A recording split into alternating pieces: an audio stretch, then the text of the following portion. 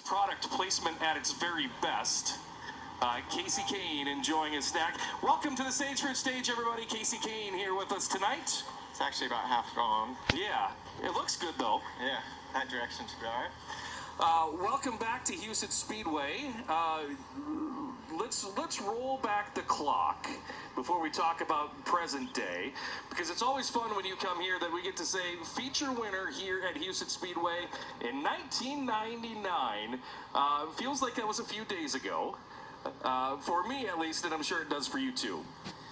Yeah, that was a long time ago now. It's I still remember it really well though, and it was it was a fun just to come here for the first time. This track is somewhat similar to Skagit Speedway, where I grew up racing. That's where I started in sprint cars, 360s first off, then to 410s, and there's some similarities. So I think the first time I came here, it was somewhat familiar to me, just off of the size of it and somewhat how it raced. And Terry McCarl was the guy here at the time. He was winning a lot, and we were fortunate enough to race with him late in that race, get by him, like slide job in 3 and 4, I remember, and get away and got my first Husets win. So that was great. We came back, so that was in June, I think, or something of '99, and we came back for the 10,000 to win race, a month or 2 months later, and thought we were gonna, have a good shot at that too, and ended up on top of the fence in turn 2, and that didn't go near as well. So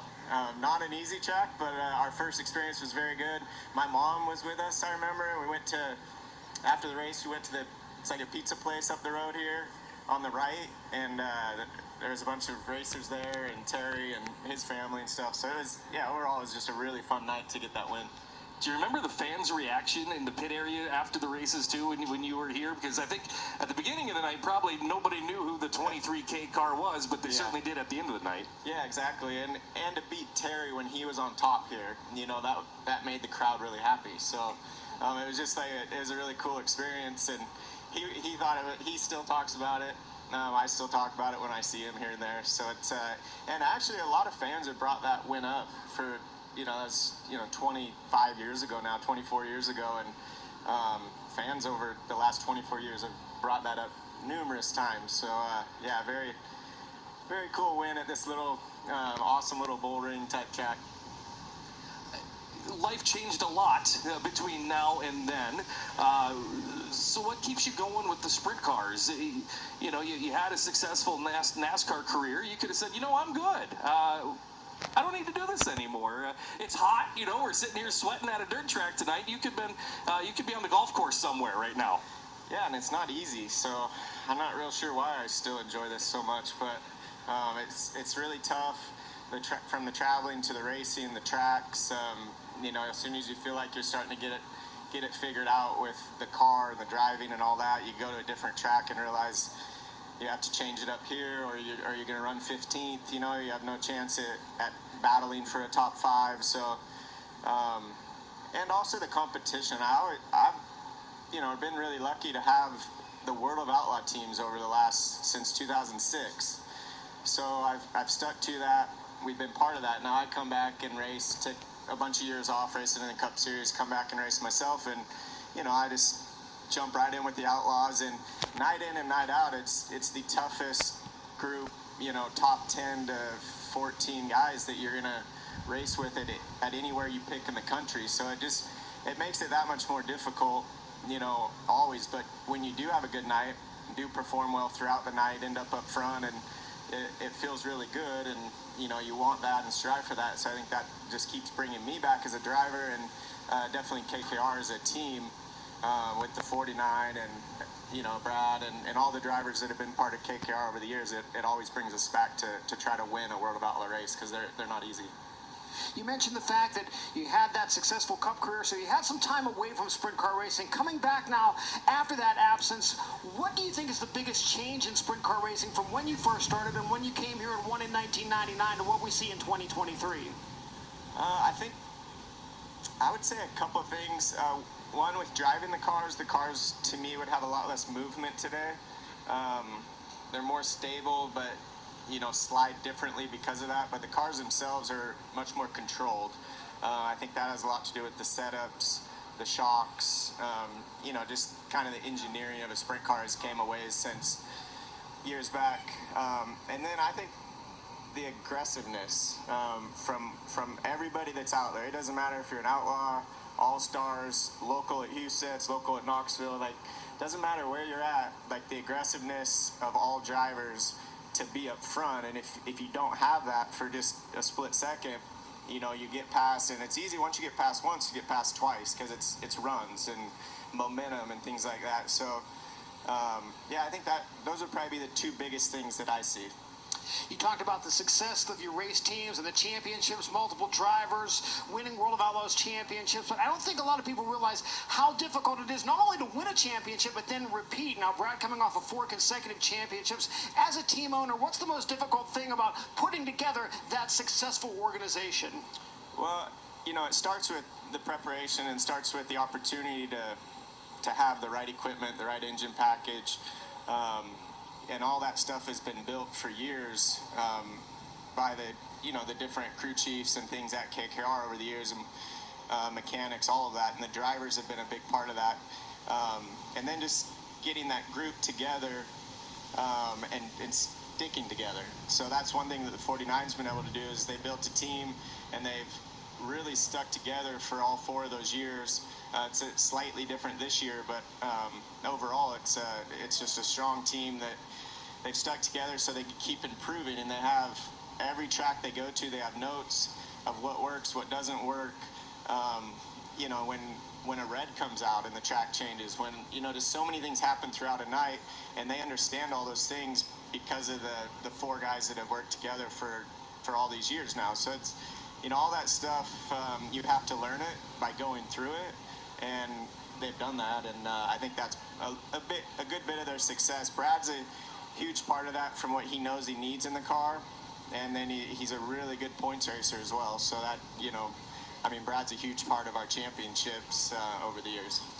You're obviously competitive as a driver, but a competitive person in general. To be able to steward that leadership and that team development into championships, how satisfying is that for you to know that you've been able to put together the right combination of people and equipment to put together those championships? It feels good because I've been, so close to the sport and wanted to succeed so much. When we first got into it, it was tough. We ran second, third in points. We're very close a lot of those years, but Donnie was always the guy. And you'd win. Joey won 20 some races, and Donnie won 30 races or something like that. So it was just.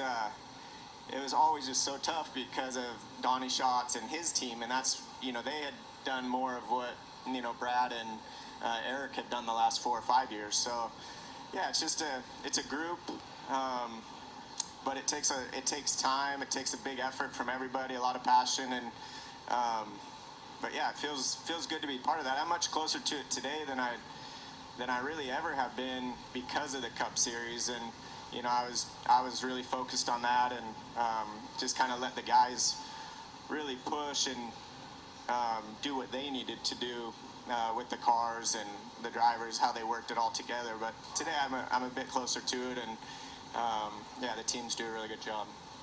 You made your way in here to Husets a few weeks ago, got the feature event win. Was that important at all for your team and the 49 team? Did you guys learn anything in that effort that set you up for maybe potential success this weekend?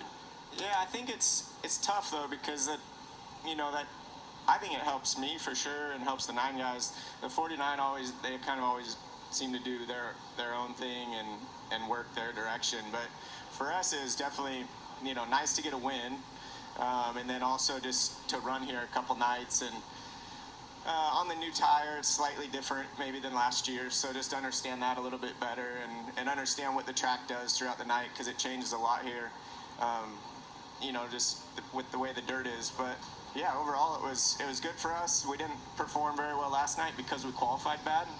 After that, we raced pretty well through the rest of the night, but qualifying is such a big part of this.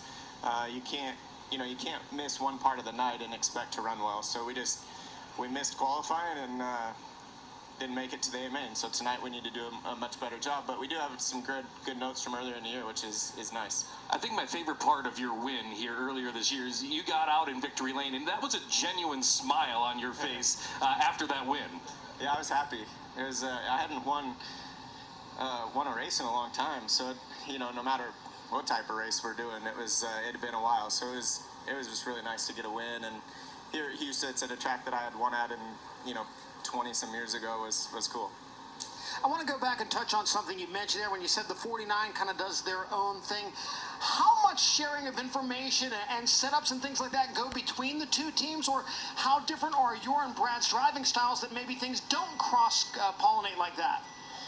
Yeah, so we never really do too much of the same stuff. It's hard because the nights move so quickly, and if, say, I start with the exact same setup that Brad starts with, by the time you go through hot laps, qualifying, heat race, they've already changed more than likely 4 to 6 bars, shocks, tires, and to keep up with that, the same guys would have to be working on both cars. Otherwise, there's no way you can keep up with that and let them actually pay attention to what they need to do to get better. So every time we try to be similar, it's an hour later and we're like this. We're so far apart. So we just try to do more of this, just do our own thing. And then if something hits, you always know what the other guy does, because yeah, it's definitely an open book, but it's really hard to do the same type of stuff. I think that's absolutely fascinating that you guys may not be making the same changes. That's something that I think as an average fan you don't think about sitting in the stands, because it is so fast-paced. Yeah, and every driver feels it differently, looks at it differently. The way I use my hands and my feet in sequence with my hands, it happens differently. So, and if the cars are built a little different, because the crew chiefs see things differently too. The drivers do, but also the crew chiefs and the car guys. So it's very hard unless basically the same group's just doing both cars, and then you just go out and drive them. The cars would probably be the same all night, but otherwise they're really not going to be.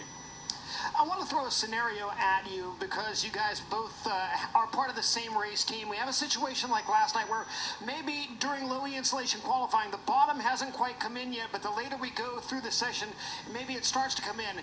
Say you go out before Brad does, and it's getting toward the back end of qualifying. Do you maybe get down and try the bottom, knowing that maybe it's not going to work for you, but you can put that information to Brad and say, hey, I think it's going to be in by the time you go out, or maybe no, it's not going to work, you have to stay up top? Yeah, I mean, usually you just try to, I usually get in the car about 12 cars before I qualify. I jump in mine, so you miss those final 12 to watch. Prior to that, you watch the end of hot laps or the beginning of qualifying and just see if anybody tries that, right? If they run the bottom at one end, the top at one end, and then the top at both ends, and then compare their lap times, and also compare what you saw and make sure that they did it pretty correctly, and it looks all right. Oh, that's 2/10 slower, 2/10 faster. So I think you use other guys on the track and what they're doing to try to figure it out for yourself. But yeah, I don't know if we've really ever done it as teammates to go out and try to help the other. I feel like it's more just about yourself once you start racing. When you said you get in with about 12 cars to go and then you miss that spot, do you, as other drivers we've seen, ever use the phone and watch on Dirt Vision, watch the qualifiers that are going out almost immediately before you? I mean, I like to, but to me, it's hard anymore. Yeah, I like to, but I don't really. So the big, there's a reason why, but. Gotcha. Because we do see some shots of guys in the car basically buckled in with 2 cars in front of them, watching on the screen and seeing where the groove is going. Yeah, it's a really good idea to do that, and it's usually delays maybe a car or something, so you can get up, pretty close to when you go out. But yeah, I haven't been doing that, but it's probably a good idea.